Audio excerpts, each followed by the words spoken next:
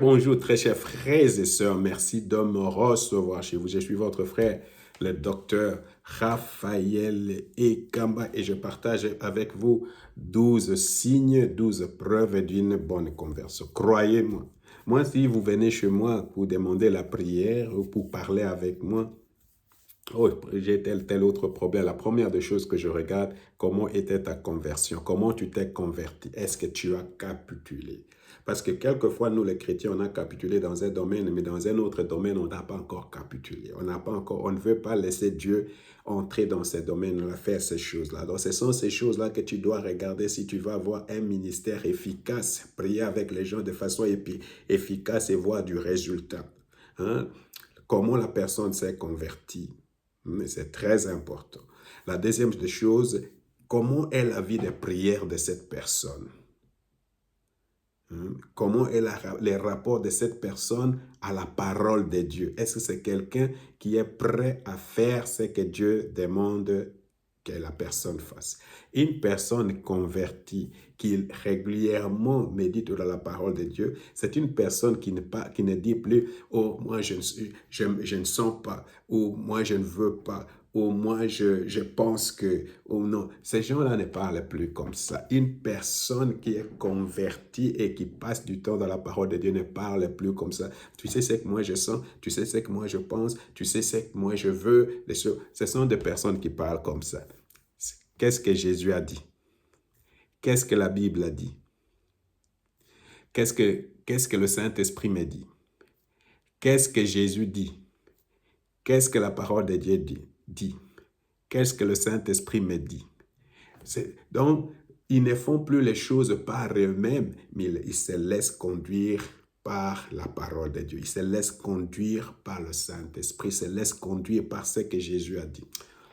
Et ce sont les gens qui expérimentent la gloire de Dieu, qui expérimentent Jésus dans leur vie.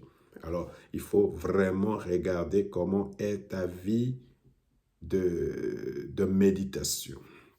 Alors, un autre signe qu'une personne est vraiment convertie, c'est une personne qui passe du temps dans la prière. Ce n'est pas une prière de 5 minutes. Ce n'est pas une prière, oh, non.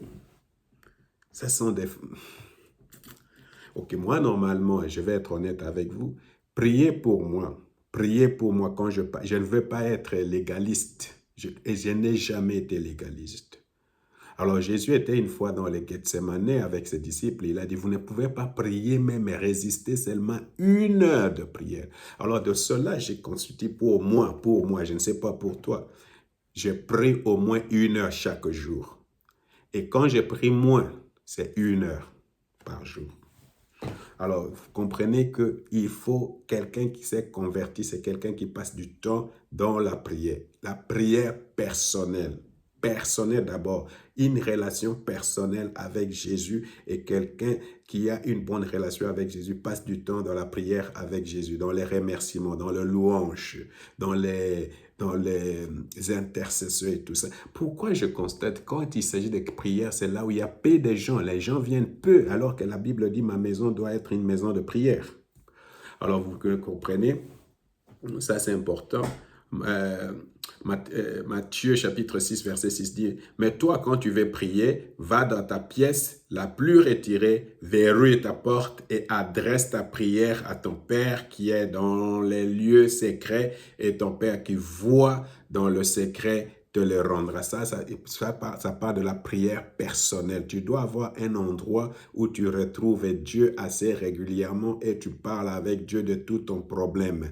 Ça peut être, tu peux appeler ta chambre haute, tu peux appeler ça les lieux secrets, tu peux appeler ça comme tu veux, mais tu as un endroit où tu vas pour parler avec Dieu. Ça m'étonne quand je vais à certains endroits, pratiquement en Afrique, les gens aiment aller toujours à l'église, mais n'ont pas une vie de prière personnelle. Ils ne lisent pas dans la Bible et puis ils ne prient pas seuls. C'est malheureux ça. Il va toujours être avec les gens. C'est comme une maladie. Beaucoup de gens ont même peur d'être seuls, peur d'être dans le silence. Ça m'étonne combien de bruit. Mais si vous faites autant de bruit, comment vous allez écouter Dieu? quand Dieu veut vous parler? Est-ce qu'il faut que Dieu aussi prenne un microphone, je ne sais pas, un méga, comment on dit, ce truc-là, mégawatt, et comment, oh, pour que vous écoutiez, mais c'est dans le silence qu'on écoute Dieu. Alors, cette personne-là doit avoir un temps de prière personnelle avec Dieu. Alors, non pas seulement ta propre prière, mais aussi prier ensemble avec d'autres personnes.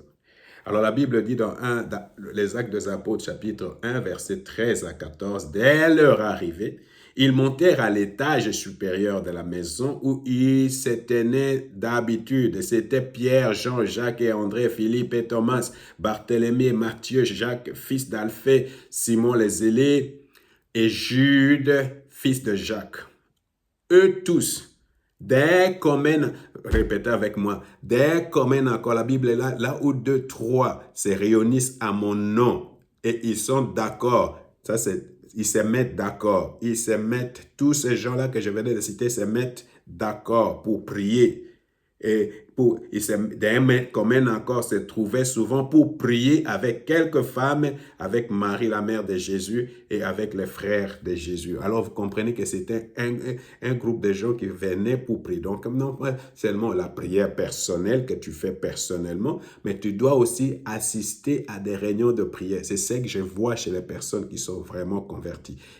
Ces gens-là ont une vie de prière personnelle, mais ils vont aussi prier avec les autres personnes ensemble. Et quand ils vont là-bas, ils prient vraiment ensemble avec ces gens-là, de commun accord. Alors, vous allez lire aussi les Actes des Apôtres, chapitre 12, verset 5. Pierre était donc sous bonne garde dans la prison, mais l'Église priait ardemment Dieu en sa faveur. L'Église se mettait à prier. Vous voyez, alors, une personne qui est vraiment convertie, non pas pleinement, passe du temps à capituler, passe du temps dans la parole de Dieu, il passe du temps aussi dans la prière. Il prie personnellement, mais il va aussi dans la prière d'ensemble, où les gens prient de commun accord, in agreement, dans l'unité, en accord avec les autres.